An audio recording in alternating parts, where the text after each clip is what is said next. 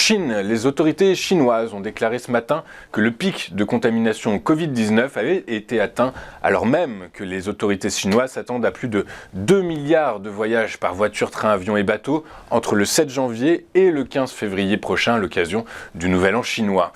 En effet, le vice-premier ministre Sun Chunlan, en charge de superviser l'évolution du virus en Chine, a déclaré que l'épidémie était à un niveau relativement bas. Ceci dit, des doutes subsistent car de nombreuses sources rapportent que les hôpitaux et les crématoriums sont submergés. Je vous rappelle que la politique sanitaire dite du zéro Covid a été abandonnée début décembre 2022 à la suite du ralentissement économique et de grandes manifestations d'hostilité à l'égard du pouvoir en place. Le nombre d'Américains ayant déposé une nouvelle demande d'allocation chômage a chuté de manière inattendue la semaine dernière, suggérant que le marché du travail reste toujours très solide malgré la hausse des licenciements dans certains secteurs de l'économie. En effet, 190 000 inscriptions au chômage ont été enregistrées la semaine dernière, à comparer au consensus de 214 000 après un pic à 205 000 la semaine précédente. Côté prospective, je vous rappelle que la multiplication des signes d'un ralentissement économique mondial et les commentaires de plusieurs banquiers centraux plaident pour un atterrissage brutal de l'économie américaine. Ainsi, la quasi-stagnation des demandes d'inscription au chômage ces derniers temps est un facteur saisonnier, mais la multiplication des annonces de suppression d'emplois, selon les dernières études Challenger, Gray and Christmas, signifie que les demandes d'allocation augmenteront au moins au cours du premier semestre de cette année. Rien ne va plus sur le marché des crypto-monnaies. En effet, la société Genesis Global Capital s'est placée hier soir sous la protection du chapitre 11 de la loi sur les faillites. La filiale de Digital Currency Group a répertorié plus de 100 000 créanciers avec une dette globale comprise entre 1,2 milliard et 11 milliards de dollars. Ceci dit, la société mère a tenu à rassurer les marchés en déclarant dans un communiqué que seules les activités de prêt étaient impactées par la faillite de la plateforme FTX et que les activités de trading reste, elle, opérationnelle. Désormais, se pose quand même la question de savoir si cette faillite sera la dernière d'un modèle économique plus que perfectible. Regardons maintenant ce qu'il s'est passé hier sur les principales places boursières de la planète. Les marchés des actions européens ont fini en baisse sur fond de crainte de durcissement des politiques monétaires alors que les perspectives de croissance mondiale sont malmenées par des statistiques macro peu encourageantes. Et pour aggraver le tout, les grands argentiers mondiaux réunis à Davos ont jeté le froid sur les marchés financiers après qu'ils aient tous réaffirmé leur volonté de lutter durablement contre les pressions inflationnistes. À Paris, le CAC 40 a reculé de 1,86% à 6 951 points, le FTSE a cédé 1,07% et le DAX a perdu 1,72%.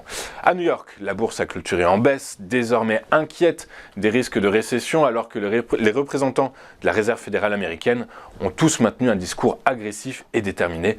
Face à l'inflation, le Dow Jones a donc reculé de 0,76% à 33 044 points, tout comme le S&P 500 à 3 898 points et le Nasdaq a lui plié de 0,96% à 10 852 points. En Asie ce matin, porté par l'affaiblissement du yen, le Nikkei a gagné 0,56% à 26 553 points et le Topix a pris 0,58% à 1926 points. Hier à Paris, seuls les services aux consommateurs ont su garder la tête hors de l'eau avec une hausse timide de 0,06%.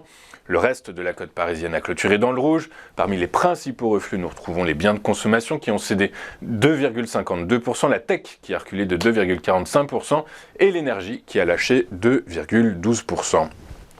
Dans le détail, Virbac a signé la plus belle performance du SBF 120 au lendemain de la publication par le groupe de santé animale d'un chiffre d'affaires annuel supérieur à la fois aux attentes de sa direction et du consensus de marché. Le titre s'est adjugé 6,14% à 268 €. Orpea est lanterne rouge du SBF 120 avec un repli de 7,75% à 6,83 €. Le titre a pâti des négociations qui ont fait chou blanc entre la Caisse des dépôts et consignations et le groupe de maisons de retraite, des négociations qui ont pour objet de trouver une solution pour refinancer la dette colossale du groupe. Sur le marché des taux souverains, les rendements obligataires en zone euro ont clôturé en hausse, à la suite des déclarations de Christine Lagarde sur la poursuite du resserrement monétaire de la Banque centrale européenne. Le 10 ans allemand a pris 5 points de base à 2,053% et le 10 ans français a fini autour de 2,48%. Les cours du pétrole ont fini en hausse hier pour clôturer au plus haut niveau depuis plus d'un mois et demi, toujours porté par la perspective d'un redémarrage de la demande chinoise au point de mettre de côté le niveau élevé des stocks de brut américains, niveau élevé qui ont été publiés hier soir. Le prix du baril de Brent de la mer du Nord pour livraison en mars a progressé de 1,38% à 86,16 $, son plus haut niveau en clôture depuis décembre dernier. Quant au baril de WTI, avec échéance février, il a gagné 1,06% et s'est changé hier tout juste au-dessus des 80 $, à 80,33 $. Sur le marché des monnaies virtuelles, alors que les hausses de ces derniers jours seraient uniquement techniques pour les analystes et qu'un pullback est imminent, le Bitcoin a continué son ascension hier avec un gain de 1,3% à 21 060 $. Quant à l'Ethereum, il a lui gagné 1,34% à 1551 $. L'unité, nous allons marquer une toute première page de publicité dans cette édition du 20 janvier et juste après nous retrouverons comme promis Antoine Quesada qui va décrypter pour nous la séance du jour à Paris, une séance qui est attendue en hausse malgré les craintes d'un resserrement brutal des politiques monétaires mondiales. A tout de suite sur Téléfinance.